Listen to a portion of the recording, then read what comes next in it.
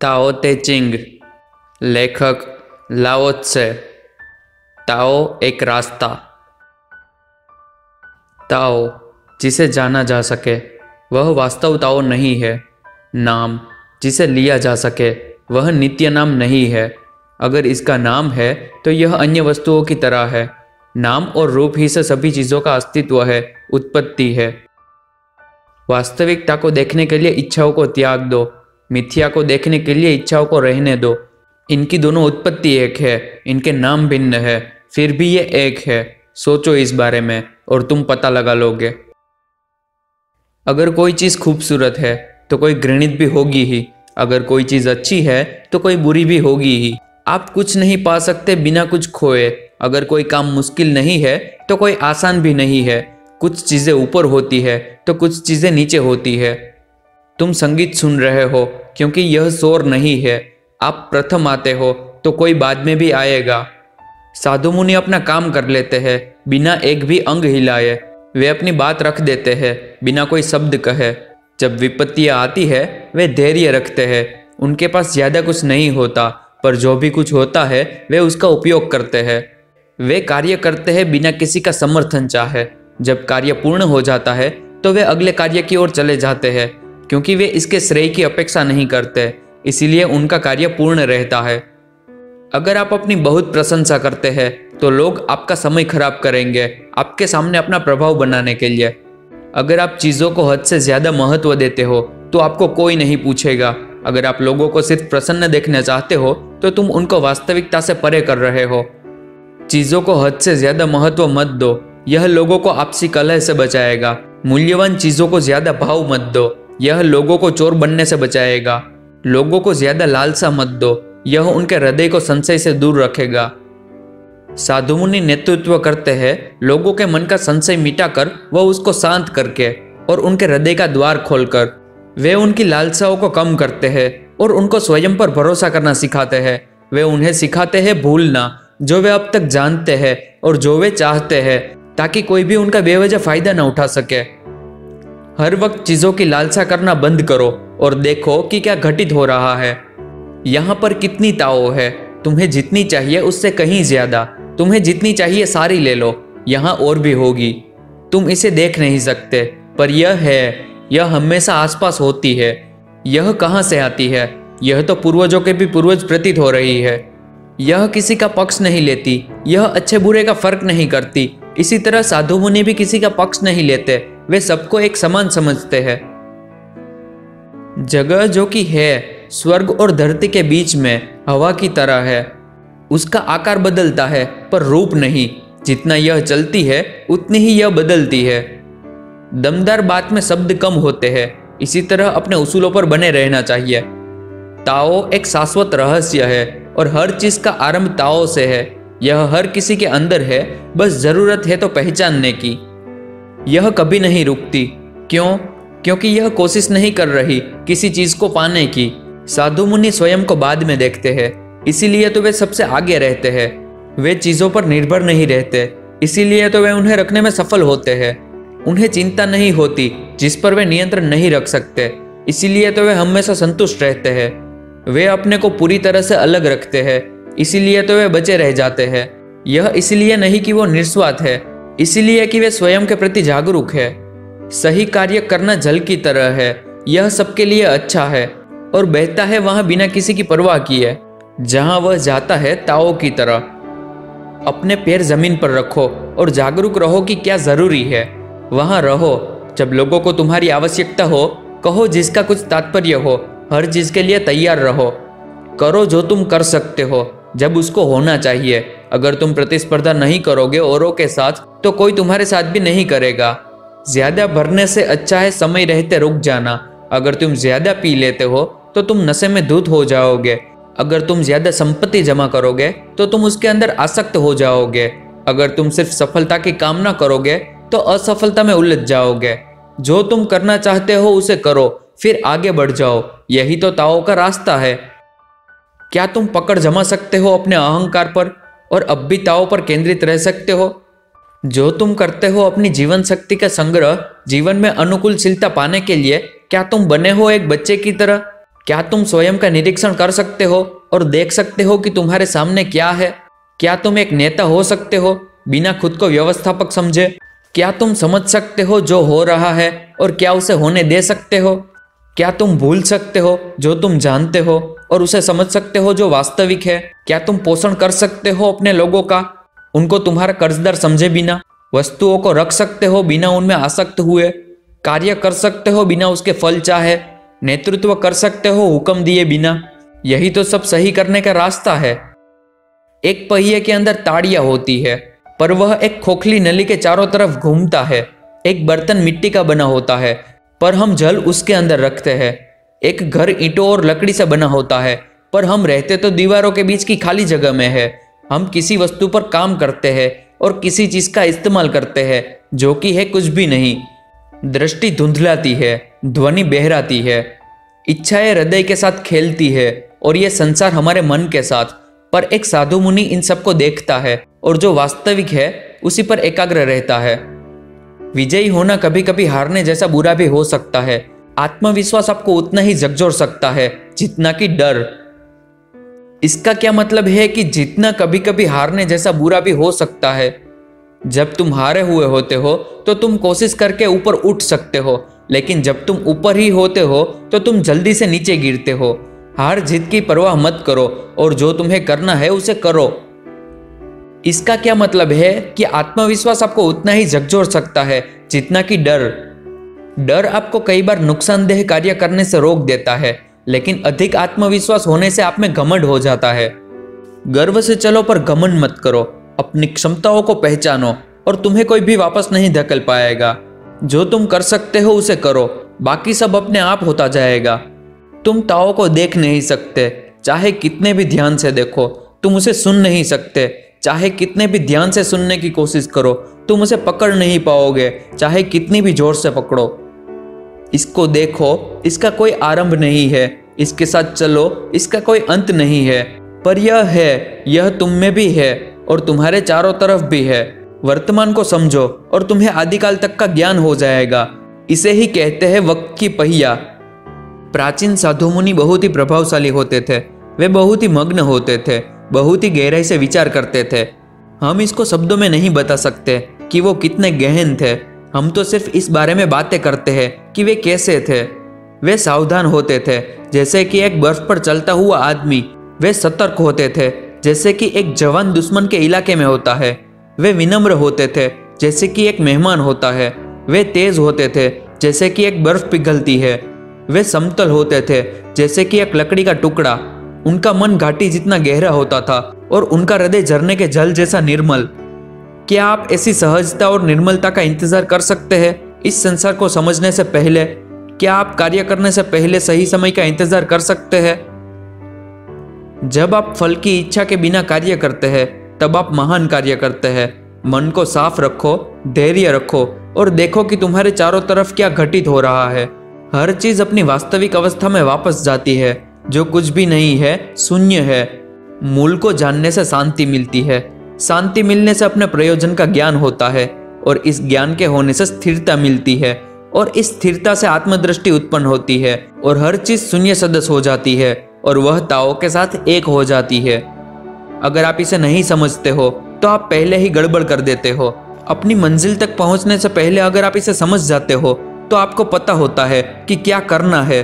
अगर आप ताओ के अनुसार होते हो तो आपको डर नहीं होता, क्योंकि आपको पता होता है कि आप कर लोगे। जब साधु मुनि नेतृत्व संभालते हैं तो किसी को पता भी नहीं चलता कि वो मौजूद है। दूसरा अच्छा नेता वो होता है जो भलाई करता है। इसके बाद वो होता है जिसका डर के कारण पालन किया जाता है। सबसे खराब वो है जिससे लोग नफरत करते हो। लोगों की इज्जत व उन पर भरोसा करो, इसी से आपको इज्जत व भरोसा मिलेगा। साधु मुनि सिर्फ आदेश नहीं दे, वे उनके साथ मिलकर कार्य करते हैं और जब कार्य पूर्ण हो जाता है तो सब मिलकर कहते हैं कि हम सब ने यह कार्य किया है। जब लोग ताओ का सानिध्य खो देते हैं तब वे बातें करने लगते हैं सही और गलत की और नियमों की। जब लोग वास्तविकता को भूल जाते हैं तब वे प्रमाणों की बात करने लगते हैं। जब वे एक दूसरे का आदर नहीं करते तब वे बातें शुरू करते हैं विनम्रता और सद्भाव की। जब एक राष्ट्र अस्थिर होता है तब वे देशभक्ति की बातें शुरू करते हैं। ढोंगपन छोड़ो और ज्ञान का आदर करो, तब लोग वास्तविकता को समझेंगे और खुश रहेंगे। चतुरता को छोड़ो और मूल्यों को समझो, और लोगों में आदर भाव व प्यार होगा। लालच को छोड़ो और वास्तविक लाभ को समझो, इससे चोरी और डकैती खत्म हो जाएगी। अगर तुमसे यह संभव नहीं है तो दूसरा तरीका अपनाओ। सरल बनो तथा वास्तविक रहो। पूरी निष्ठा से अपने कार्य को करो। उससे तुम्हें क्या लाभ होगा ये मत सोचो। एकाग्र रहो और अपनी लालसाओं को जाने दो। अपना वक्त खराब मत करो बेकार का सोचने में। तुम इस बात की चिंता क्यों करते हो कि लोग तुमसे सहमत है या नहीं? तुम इस बात की चिंता क्यों करते हो कि उन्हें तुम पसंद हो या नहीं? तुम उन वस्तुओं की चिंता क्यों करते हो जो औरों के लिए हो? इन सब के बारे में सोचना बंद करो। लोगों को अपना काम करने दो और उन्हें खुद का आनंद उठाने दो। इन सब के लिए तुम क्यों चिंता करो? वसंत में कोई बगीचे में जाता है, कोई छत पर टहलता है, लेकिन तुम इस बात से चिंतित क्यों हो कि तुम कहीं पर नहीं गए? जैसे कि एक बच्चा होता है, हंसना सीखने से पहले वो नहीं जानता कि कैसे हंसा जाए, लेकिन फिर भी वो खुश रहता है। बाकी सबको इन सब में आसक्त होने दो, पर तुम नहीं हो रहे हो। तुमको अपना मन इन सब चीजों से नहीं भरना है। तुमको इन सब में नहीं फंसना है। किसी एक चीज से बंधे नहीं रहना है। और लोग चतुर होते हैं, मैं सोचता हूँ कि मैं मूर्ख हूँ। और लोगों का लक्ष्य होता है, मैं सोचता हूँ कि मैं लक्ष्य रहित हूँ। हवा की तरह हूँ या फिर लहरों की तरह। मैं औरों की तरह नहीं हूँ, मैं तो ताओ के साथ एक हूँ। एक साधु मुनि ताओ पर एकाग्र रहता है, और कुछ नहीं, सिर्फ ताओ। ताओ का कोई रूप नहीं है, आकार नहीं है। हाँ, इसका कोई रूप नहीं है, आकार नहीं है, तब भी यह एक आकृति की तरह है। हाँ, इसका कोई आकार नहीं है, रूप नहीं है, तब भी इसका एक ढांचा है। हाँ, यह धुंधली है, उज्जवल नहीं है, फिर भी इसी के अंदर प्रकाश है। यही एक शाश्वत सत्य है और इसी से विश्वास है। आप एकाग्र कैसे रह सकते हैं एक ऐसी चीज पर? आदि से लेकर अब तक इसे भूला नहीं गया है, क्योंकि यह ऐसी ही है। जब से यह संसार है तभी तो यह हमारे साथ है। मैं यह कैसे जानता हूँ? इसी से ही मैं जानता हूँ।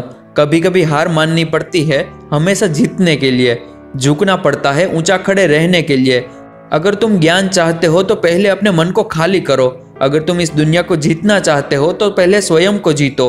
अपना सारा दम लगा दो अपनी आखिरी सांस पर, तभी तुम अपने सामर्थ्य को पहचान पाते हो। तुम दूर तक जाते हो। जब तुम्हारे पास पकड़ने को कुछ नहीं होता, जितना तुम इकट्ठा करोगे उतना ही तुम वास्तविकता से दूर होते जाओगे। एक साधु मुनि इसे अपने हृदय से समझता है और औरों के लिए उदाहरण प्रस्तुत करता है। वह दिखावा नहीं करता, इसीलिए तो लोग उसकी समीक्षा करते हैं। वह अपने आप को परिभाषित नहीं करता, इसीलिए तो वह सबसे अलग होता है। वह अपनी क्षमता का गुणगान नहीं करता, इसीलिए तो वह सफल हो पाता है। उसे अपने कार्य पर घमंड नहीं होता, इसीलिए तो वह लंबे समय तक टिक पाता है। वह यहाँ किसी के साथ प्रतिस्पर्धा के लिए नहीं होता, इसीलिए तो कोई उसके रास्ते में नहीं आता। एक प्राचीन कहावत है, जो पेड़ तेज हवाओं में झुकता है वही बचा रह जाता है। यह सच है, आखिर में वही बचता है। ताओ के सानिध्य में रहो और तुम्हें इसका अर्थ समझ आ जाएगा। प्रकृति भी इसे अपनाती है, तभी तो हवाएं नहीं चलती पूरे दिन के लिए, तूफान नहीं रहता पूरे दिन के लिए। अगर प्रकृति यह जानती है और इसे अपनाती है तो तुम्हें भी करना चाहिए। इन्हें कौन हमेशा के लिए बना सकता है? क्या स्वर्ग और धरती? पर ये तो इनको शाश्वत नहीं बना सकते, तो फिर मनुष्य के लिए कैसे संभव है? जो ताओ के अनुसार होता है वह ताओ के साथ एक होता है। जो खुश रहता है उसे खुशी मिलती है, जो खुद को दुखी समझता है वह दुखी रहता है। जब तुम ताओ के साथ एक होते हो, ताओ तुम्हें स्वीकार करती है। जब तुम खुशी को अपनाते हो तो खुशी तुम्हारे लिए वहां हमेशा होती है। स्वयं पर विश्वास रखो और बाकी सब भी तुम पर विश्वास करने लगेंगे। अपने उद्देश्य में दृढ़ रहो ताकि तुम रास्ते से भटक न जाओ। खुद पर नियंत्रण सीखो अगर तुम कुछ करना चाहते हो। खुद पर ध्यान आकर्षित मत करो अगर तुम चाहते हो लोगों का ध्यान तुम्हारी तरफ आए। कोई भी उनका आदर नहीं करता जिनके पास हमेशा बहाने होते हैं। कोई भी उनको श्रेय नहीं देता जो हमेशा खुद ले लेते हैं। लोग जो अपना प्रचार खुद करते हैं उनके पास देने के लिए कुछ नहीं होता। ताओ के संदर्भ में ये होते हैं ढोंगी और हद से ज्यादा रखने वाले। वे नहीं लाते कभी भी खुशियां। जो लोग ताओ के साथ एक होते हैं उन्हें उनका अनुसरण नहीं करना चाहिए। कुछ है जो अप्रतिभाषित है, फिर भी संपूर्ण है, शाश्वत है, जो धरती और आकाश से भी पहले से है, शांत और अपार, स्थिर है शुरुआत से और फिर भी मौजूद है। सभी चीजों की उत्पत्ति का कारण है। मैं इसका नाम नहीं जानता, पर इसे ताओ के नाम से कहता हूँ। इतना भव्य कि यह टिका हुआ है, और जो टिका रहता है वो लंबे समय तक रहता है, और जो लंबे समय तक रहता है वो शुरुआत में फिर आता है। ताओ भव्य है, धरती और स्वर्ग भी भव्य है, और जो ताओ के साथ एक है वो भी महान है। यही चार तो इस ब्रह्मांड में महान है। जो ताओ के साथ एक है वो धरती के साथ भी है, और धरती स्वर्ग के साथ है, और स्वर्ग ताओ के साथ है, और ताओ सबके साथ है। भारी ही हल्के की उत्पत्ति का कारण है, स्थिर से ही अस्थिर की उत्पत्ति है। इसीलिए साधु मुनि पूरा दिन चलते हुए भी अपनी मंजिल से दृष्टि नहीं हटाते। कई मनोहर चीजें उन्हें भटकाना भी चाहती है, पर वे शांत रहते हैं। एक शासक कैसे एक राष्ट्र को संभाल सकता है बिना किसी परेशानी के, जबकि वो इन सब लालसाओं और इच्छाओं से ग्रसित होता है। अगर वो ज्यादा उदार है तो उसके मंत्री भ्रष्ट हो जाएंगे, अगर वो ज्यादा सख्त है तो उसका राज्य खत्म हो जाएगा। पूर्ण अभ्यास के द्वारा तुम आ जा सकते हो बिना कोई छाप छोड़े, बिना लड़खड़ाए लगातार बोल सकते हो, मुश्किल गणित का हल निकाल सकते हो, दरवाजा बना सकते हो बिना ताले का जिसे कोई नहीं खोल पाएगा, बांध सकते हो किसी भी चीज को बिना गांठ के और बिना रस्सी के, और वो ढीला भी नहीं होगा। साधु मुनि होते हैं सबकी मदद करने के लिए, और जरूरत पड़ने पर सभी को अनदेखा भी करने के लिए। वे चीजों का उपयोग बुद्धिमत्ता के साथ करते हैं और कुछ भी बेकार नहीं जाने देते। कुछ लोग इसे कहते हैं अपने आत्म प्रकाश का अनुसरण करना। अच्छे लोग बुरे को सिखाते हैं क्योंकि उनमें सिखाने की क्षमता होती है। होशियारी किसी काम की नहीं होती। अगर आप अपने गुरु और बड़ों का आदर नहीं करते हो और दूसरों के हुनर को इज्जत नहीं देते हो, यही ताओ का सबसे महत्वपूर्ण पाठ है। अगर तुम ताकतवर हो पर फिर भी संवेदनशील हो तो शक्ति तुम्हारे अंदर बहती है, जिससे तुम हमेशा ताओ के साथ एक होते हो। यह एक नई जिंदगी की तरह है। अगर तुम आदर्शवादी हो परंतु वास्तविकता को जानते हो तो तुम दूसरों के लिए उदाहरण प्रस्तुत करते हो। इसे करो और तुम हमेशा ताओ के साथ एक होगे। तुम कुछ भी कर सकोगे। अगर तुम अच्छाई जानते हो पर तुम्हें बुरा का भी ज्ञान है तो तुम दुनिया के लिए प्रमाण स्थापित करते हो। इसे करो और तुम हमेशा ताओ के अनुसार होगे। तुम फिर से कुछ भी कर सकोगे। अगर तुम मानवीय हो पर फिर भी विनम्र हो और चीजों को देखते हो जैसे कि वे है, तो तुम हमेशा ताओ के अनुसार होते हो और तुम्हारा जीवन सरल और सामर्थ्यवान हो जाता है। सच्चे तथा सजग रहो और फिर देखो ताओ तुम्हारे साथ एक होती है या नहीं। तुम इस दुनिया को विजय करना चाहते हो, फिर से सोचो, यह दुनिया एक पवित्र जगह है। तुम जो चाहो वे इसके साथ नहीं कर सकते। जिन्होंने इसे बदलने की कोशिश की है उन्होंने इसका विध्वंस कर दिया है। जिन्होंने इसे पाने की कोशिश की है उन्होंने इसे खो दिया है। कई बार आप आगे बढ़ते हैं या कई बार पीछे रहते हैं। कई बार आप खुद को बढ़ाते हैं या कई बार आप स्थिर रहते हैं। कई बार आप सुदृढ़ होते हैं तो कई बार कमजोर। कई बार आप ऊपर होते हैं तो कई बार नीचे होते हैं। एक साधु मुनि सदा जीवन व्यतीत करता है, अधिकता से परहेज करते हुए। ध्यान से सुनो, अगर तुम एक मुखिया बनना चाहते हो तो जो ताओ के सानिध्य में होता है वो कभी भी अपने लक्ष्यों के लिए हिंसा का प्रयोग नहीं करता, क्योंकि हिंसा हमेशा बुरा ही लौटाती है, उससे कुछ बुरा ही होता है। युद्ध पर गई सेना अपने पीछे आंसुओं के निशान छोड़ देती है और फौजों की जीत हमेशा विध्वंस करती है। साधु मुनि वो करते हैं जो होना चाहिए और बस यही वो करते हैं। जो तुम्हें करना है वो तुम करो। बिना घमंड और अहंकार के कार्य को पूर्ण करो, पर फिर फल की चेष्टा मत करो। जो तुम्हें करना हो करो, पर खुद के फायदे के लिए नहीं, इसीलिए करो कि वो होना चाहिए। इसे इस तरह मत करो कि जैसा तुम सोचते हो कि यह होना चाहिए, ऐसा करो कि जैसे इसको होना चाहिए। ताकतवर अपनी सारी शक्तियां खो देता है और अपना ताओ के साथ संबंध भी। अगर वह ताओ के साथ सही नहीं होता है और वे ज्यादा समय तक नहीं टिकते और वे मृत की तरह होते हैं। हथियार भयावह वस्तु है और अगर तुम ताओ के साथ एक होना चाहते हो तो उन्हें त्याग दो। एक साधु मुनि जानता है कि सबकी उत्पत्ति ताओ से है और पहचानता है कि इन सब में क्या समानता है। अपने विरोधियों के साथ वह हमेशा कोशिश करता है झगड़े से बचने की, लेकिन जब कोई रास्ता नहीं बचता तब वह शक्ति का सावधानी से उपयोग करता है। यह वह बिल्कुल संयम से करता है और कभी उस जीत का जश्न नहीं मनाता जो वो उसे लोगों को मारकर मिली है। जो लोग दूसरे लोगों की हत्याएं करते हैं वे ताओ के साथ अपना सानिध्य खो देते हैं। जब आप एक युद्ध जीतते हैं तब आप कब्रों पर चलते हैं। मरे हुए को सम्मान दो। ताओ एक शाश्वत रहस्य है। यह इतना छोटा है कि तुम इसे पकड़ नहीं सकते।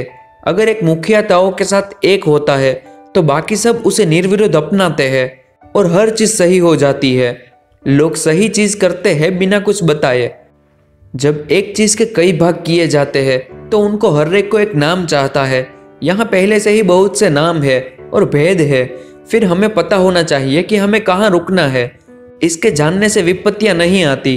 इस ब्रह्मांड में हर चीज के पास ताओ है और हर वस्तु ताओ की तरफ जाती है, जैसे कि नदियों का पानी समुद्र की तरफ जाता है। चीजों को जानना आपको चतुर बनाता है, पर खुद को जानना आपको बुद्धिमान बनाता है। औरों पर विजयी होने के लिए तुम्हारा ताकतवर होना जरूरी है, पर खुद को जीतने के लिए तुम्हारा सामर्थ्यवान होना जरूरी है। जब तुम्हारे पास होता है जो तुम्हें चाहिए, तभी तुम सही मायने में संपन्न होते हो। अगर तुम कभी हार नहीं मानोगे तो तुम कोई रास्ता जरूर निकाल लोगे। अगर तुम अपने प्रति ईमानदार रहते हो तो तुम कभी नहीं भटकोगे। अगर तुम अपनी जिंदगी में जीवंत रहते हो तभी तुम जीते हो। ताओ सभी दिशाओं में है। यह हर वस्तु में है, पर हर वस्तु के पास यह नहीं है। सबको इसकी जरूरत है, तभी तो यह प्रदान करती है और बदले में कुछ नहीं चाहती। हर चीज ताओ से आती है, पर यह अपने आप को प्रदर्शित नहीं करती। यह कुछ चाहती भी नहीं और कुछ सोचती भी नहीं। हर चीज ताओ की तरफ जाती है, पर वह उनका स्वामी नहीं बनती। इसलिए इसे हम महान भी कहते हैं, क्योंकि यह कभी इस महानता की इच्छा नहीं रखती। यही तो इसकी महानता है। जब आप ताओ के साथ एक होते हो तब हर कोई आपका मित्र होना चाहता है। जब वे आपके आसपास होते हैं वे खुद को शांत व आनंदित महसूस करते हैं। लोगों का ध्यान आसानी से भंग हो जाता है अच्छे संगीत या अच्छे भोजन द्वारा। जब हम ताओ की बात करते हैं यह हमें औरों के मुकाबले उबाऊ लगता है। यह और किसी जैसा नहीं होता, न ही उन जैसा इसका अर्थ होता है। लेकिन तुम इसका कितना भी उपयोग करो, यह हमेशा होती है। किसी चीज को पतला करने के लिए पहले उसे खींचो, उसे छोटा करने के लिए पहले उसे बढ़ाओ, किसी को कमजोर बनाने के लिए पहले उसे शक्ति दो, किसी चीज से पीछा छुड़ाने के लिए उसे प्रदर्शित करो, किसी चीज को लेने के लिए उसे सब कुछ दे दो। इसे ही कहते हैं सूक्ष्म दृष्टि। मंद और कोमल विजयी हो जाता है तेज और सख्त से। जैसे कि एक मछली को तालाब से बाहर नहीं आना चाहिए, एक राज्य को अपने गुप्त हथियारों का प्रदर्शन नहीं करना चाहिए। ताओ कभी कुछ नहीं करती, फिर भी न होने को कुछ बचता भी नहीं। अगर हमारे नायक ताओ के अनुसार हो जाए तो यह दुनिया अपना ध्यान खुद रख लेगी। अगर वे फिर भी कुछ करना चाहते हैं तो सरल व वास्तविक रहे।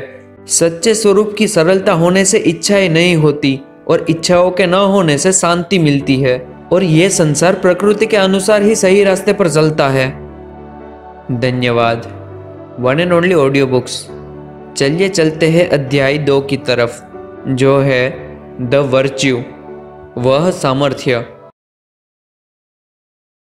ताओ ते चिंग, लेखक लाओ त्से। द वर्च्यू अर्थात ते वह सामर्थ्य। एक अच्छे व्यक्ति को अपनी अच्छाई का ज्ञान नहीं होता, इसीलिए ही तो वो अच्छा होता है। एक मूर्ख व्यक्ति अच्छा होने का ढोंग करता है, इसीलिए तो वह बुरा होता है। वह अच्छा व्यक्ति कुछ नहीं करता, फिर भी न होने के लिए कुछ नहीं बचता। वह मूर्ख व्यक्ति हमेशा किसी चीज में लगा रहता है, फिर भी उसे सब कुछ अपूर्ण लगता है। जब दयालु लोग कार्य करते हैं वे इसके परिणामों के बारे में नहीं सोचते। वे हमेशा बस उसे करते हैं और उन्हें आभास होता है कि वे सही कार्य कर रहे हैं। पर जब लालची व्यक्ति कोई कार्य करता है तो उसे कोई कुछ नहीं कहता। वे हमेशा सभी को अपने अनुसार चलने को कहता है। अगर आप ताओ के सानिध्य में नहीं है तब भी आप में अच्छाई मौजूद होती है। अगर आपके पास अच्छाई होती है तो आप हमेशा दयालु होते हैं। अगर आप दयालु हैं तो आप हमेशा न्यायप्रिय होते हैं, और अगर आप न्याय करते हैं तो कोई संशय बाकी नहीं रहता। संशय केवल एक भ्रांति है विश्वास और भरोसे की, और हमें हमेशा विपत्तियों की ओर ले जाता है। इसीलिए साधु मुनि हमेशा भरोसा रखते हैं जो यथार्थ है, न कि जो ऊपरी दिखावा है।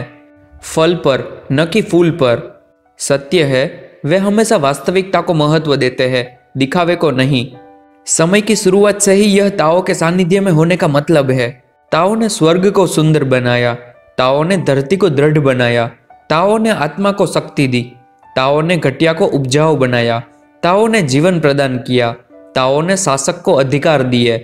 ताओ के बिना स्वर्ग ढह जाएगा, ताओ के बिना धरती कम जाएगी, ताओ के बिना शक्ति मिट जाएगी, ताओ के बिना खेत सूख जाएंगे, ताओ के बिना जीवन खत्म हो जाएगा, ताओ के बिना शासन खत्म हो जाएगा। नम्रता हमें शक्ति देती है।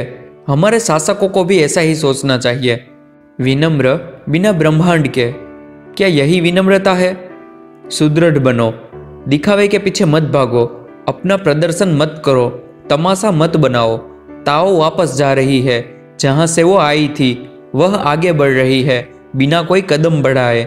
वस्तुएं जो अब है एक बार वो भी नहीं थी। जब एक बुद्धिमान व्यक्ति ताओ के बारे में सुनता है वह इसके साथ एक हो जाता है। जब एक साधारण व्यक्ति इसके बारे में सुनता है वह इसके साथ होने की कोशिश करता है पर फिर इसे छोड़ देता है। जब एक मूर्ख इसके बारे में सुनता है वह इस पर हंसता है। अगर वह इस पर नहीं हंसे तो यह ताओ नहीं है। इसीलिए यहाँ कहा गया है, ज्ञान का रास्ता मंद होता है, आगे बढ़ना कभी पीछे हटने जैसा लगता है, आसान रास्ता मुश्किल लगता है। ज्यादा सामर्थ्य वाले कमजोर प्रतीत होते हैं, जो शुद्ध होते हैं वे अपवित्र प्रतीत होते हैं। गहन विचार हास्य लगते हैं, महान शक्ति कमजोर प्रतीत होती है। जो वास्तविकता होती है हमें काल्पनिकता लगती है। सबसे बड़ी जगह की कोई सीमा नहीं है। सबसे बड़ी प्रतिभा ऐसा लगता है जैसे कुछ नहीं करती। सबसे महान आवाज को लोगों द्वारा सुना नहीं जाता। सबसे महान सुंदरता अदृश्य है। ताओ हमारे अंदर है, फिर भी इसका कोई नाम नहीं है। यह हमारे तथा प्रत्येक वस्तु के लिए सामर्थ्य का भंडार है। ताओ से एक की उत्पत्ति हुई, एक से दो हुए, दो से तीन, और इसी तरह सब चीजों की उत्पत्ति हुई। हर चीज की एक नकारात्मक प्रवृत्ति भी होती है जिसे हम यिंग कहते हैं, और जो सकारात्मक होती है उसे हम यांग कहते हैं। जब ये दोनों मिलते हैं वही तो परम समन्वय की अवस्था है।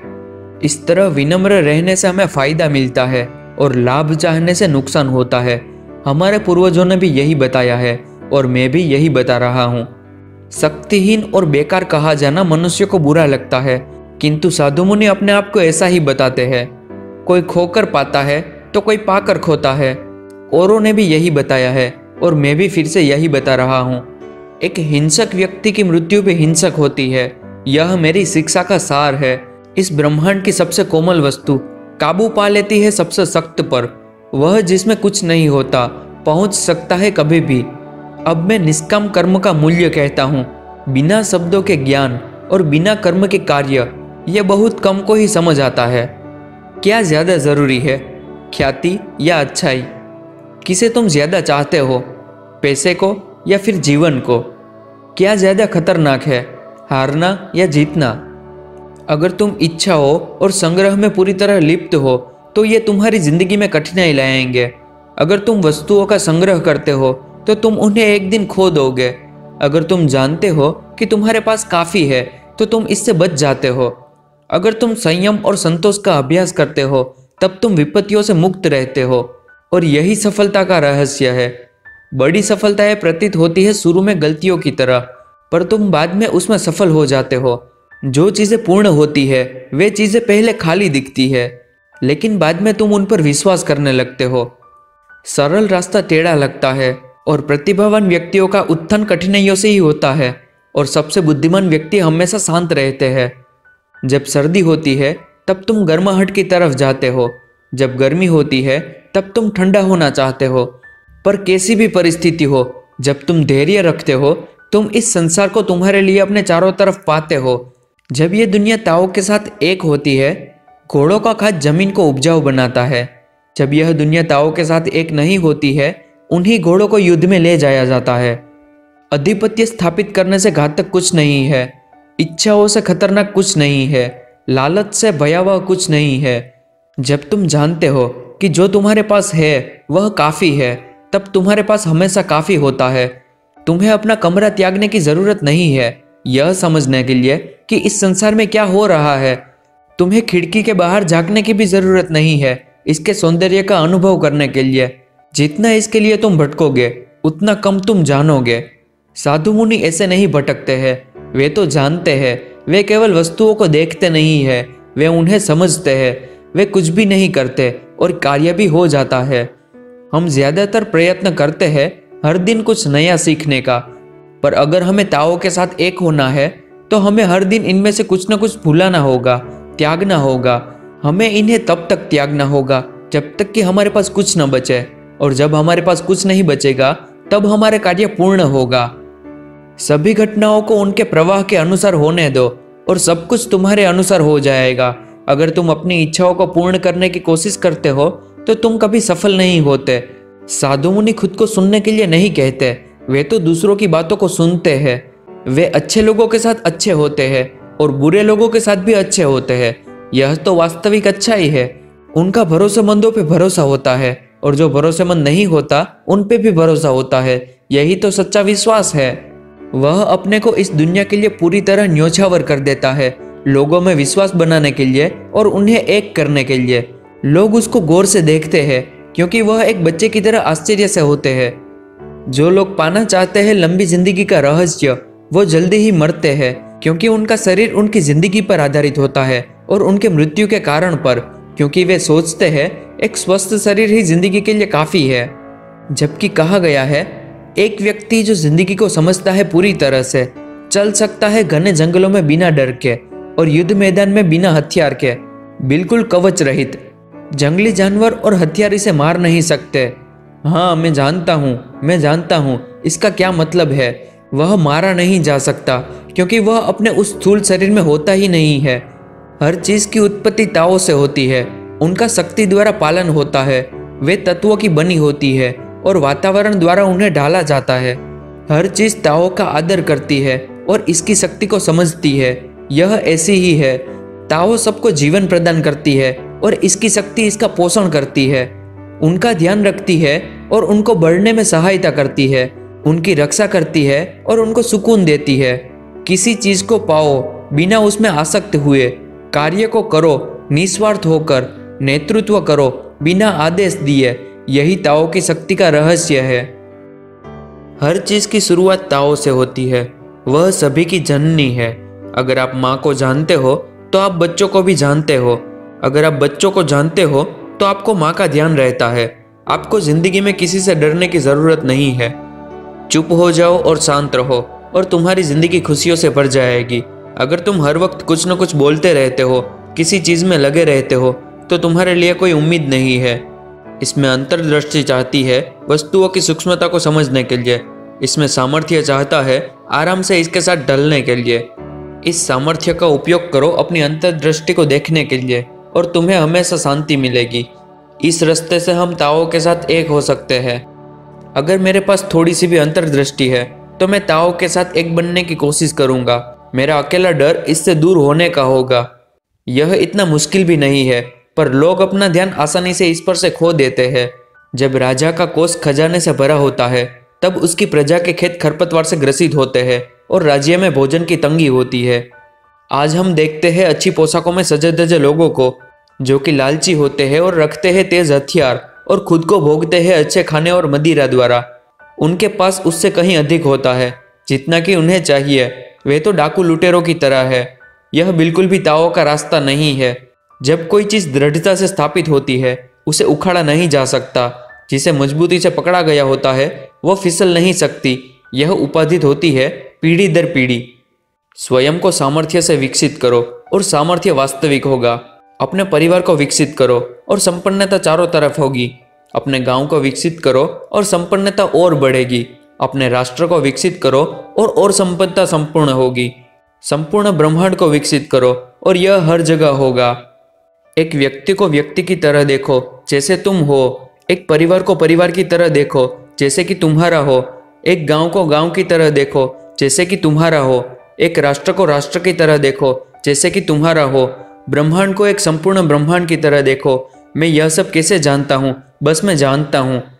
अपने को ताओ के सामर्थ्य से भरो जैसे कि एक बच्चे में होता है। उसे मधुमक्खियाँ काटती नहीं है, जानवर उस पर आक्रमण नहीं करते। एक बच्चे की हड्डी कोमल व कमजोर होती है तब भी उसकी पकड़ मजबूत होती है। उसने कभी काम नहीं भोगा होता तब भी उसमें वह उत्तेजितता होती है। यह होता है क्योंकि वह बिल्कुल शुद्ध है, निर्मल है, पवित्र है। वह पूरा दिन रो सकता है बिना अपनी आवाज में दम खोए। क्योंकि वह इस ब्रह्मांड से एक है। और अगर आप इस ब्रह्मांड से एक होते हैं तो आपको अंतर्दृष्टि का ज्ञान होता है। अगर आपको अंतर्दृष्टि का ज्ञान होता है तो आप परम बोधित होते हैं। यह बुद्धिमत्ता नहीं है इस तरह से उत्तेजित होना, अपने श्वास को रोकना और खुद को उसका नियंत्रण करना। हद से ज्यादा होना विनाश का कारण होता है। यह ताओ का रास्ता नहीं है। वे ताओ के साथ अपना संबंध खो चुके होते हैं, और जब आप ताओ के साथ संबंध अपना खो चुके होते हैं तो आप ज्यादा देर नहीं ठहरते हो। जो जानते हैं वो ज्यादा बोलते नहीं है, जो ज्यादा बोलते हैं वो जानते नहीं है।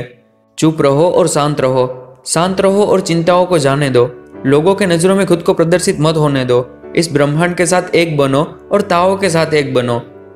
अगर आप ताओ के साथ सही होते हैं तो आपको चिंता करने की जरूरत नहीं होती है, खुद की प्रशंसा की या घृणा की भी, हारने की या जीतने की भी, सम्मान की या बेइज्जती की भी। यही तो रास्ता है सही होने का। तुम एक राष्ट्र नहीं चला सकते खुद के उसूलों के साथ। तुम युद्ध नहीं जीत सकते सिर्फ योजना और अनुमानों से, पर तुम संपूर्ण विश्व को पा सकते हो बिना कुछ किए। यह कैसे जानता हूं मैंने ये होते हुए देखा है। जितनी ज्यादा बंदी से एक राष्ट्र लगाता है उतने ही असमर्थ उसके लोग बन जाते हैं। जब एक राष्ट्र हथियारों का संचय करता है तो विपत्तियां ही आती है, और देशों से भी और उसके लोगों से भी। जब एक शासक ज्यादा चतुर और चालाक बनने की कोशिश करता है तो परिस्थितियां उसके हाथों से निकल जाती है और बिगड़ जाती है। जब वे इनको और नियम थोपकर ठीक करना चाहते हैं तो यह सिर्फ अपराधों को बढ़ावा देते हैं। एक बुद्धिमान मुखिया खुद को कहता है, मैंने कुछ नहीं किया, लोगों ने खुद को बदल लिया। मैं तो चुप रहा था और उन्होंने खुद से ही सही किया। मैं तो उनके रास्ते में आया ही नहीं और उन्होंने तरक्की की।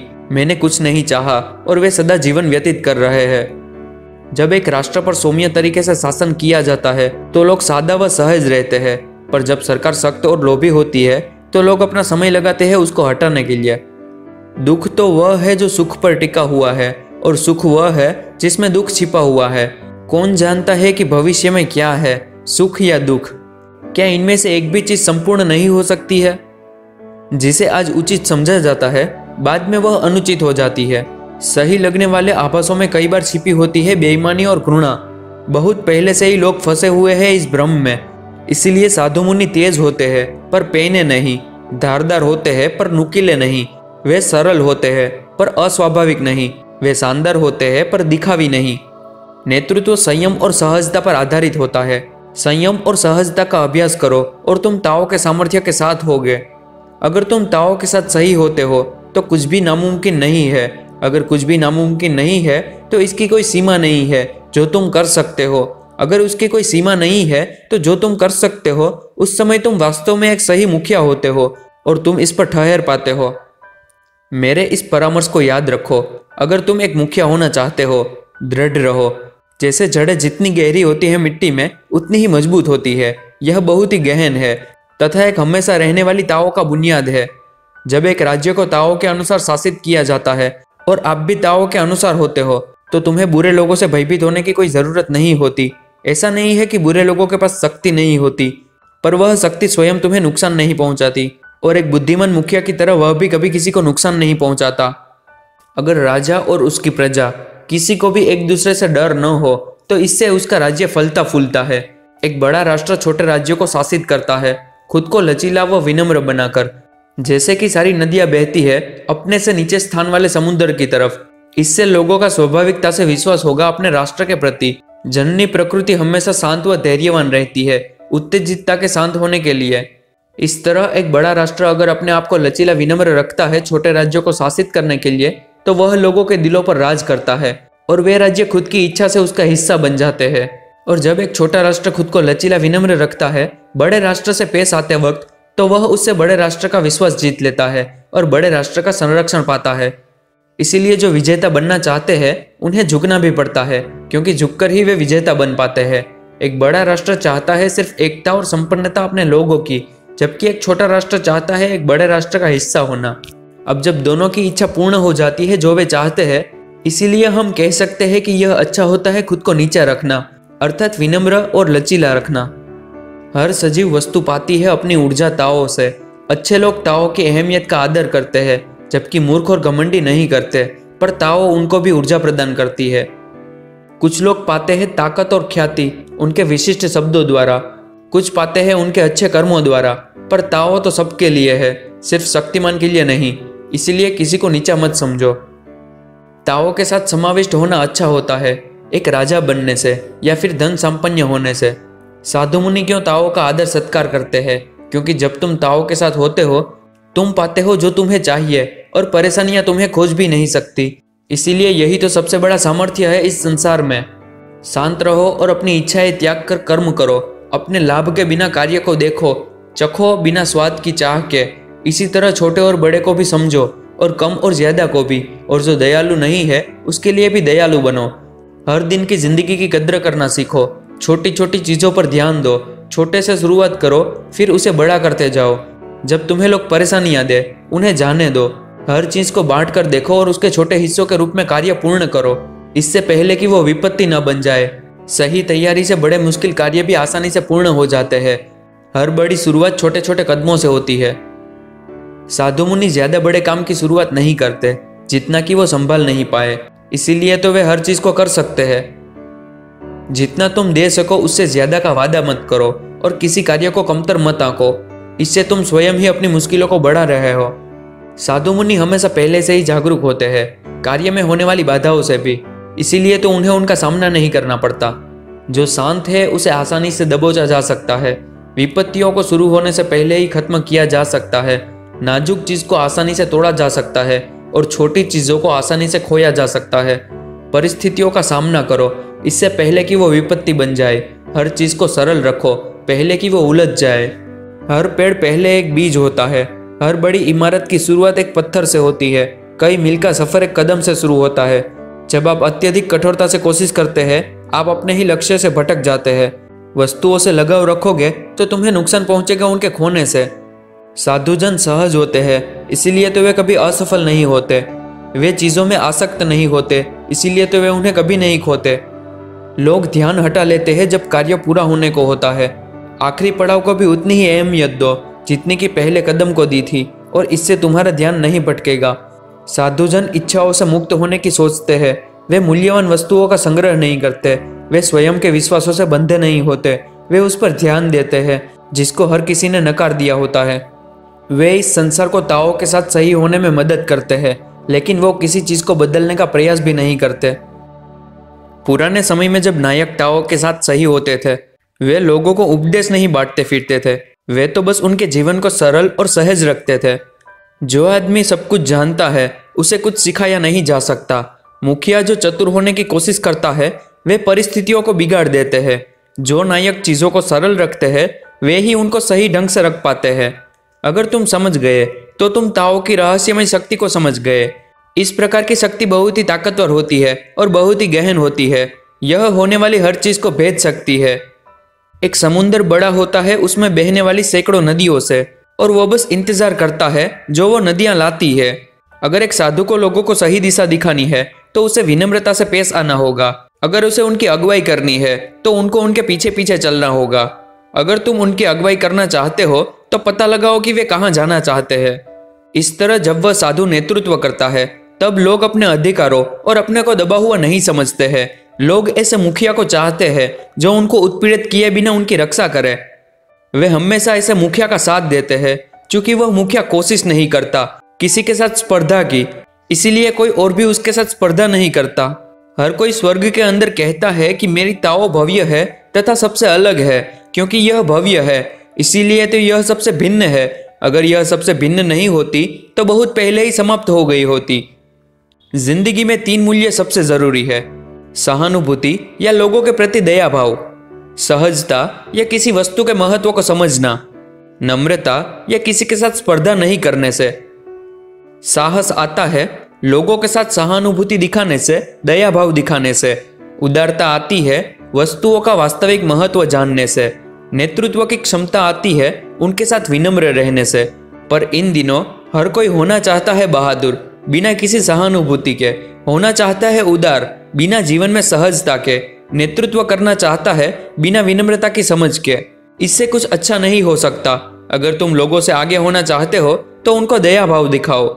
जब वे तुम पर हमला करें, सहानुभूति से अपना बचाव करो। यह इस ब्रह्मांड का सबसे ताकतवर बल है। एक अच्छा सिपाही हिंसक नहीं होता। एक अच्छा योद्धा कभी अपना आपा नहीं खोता।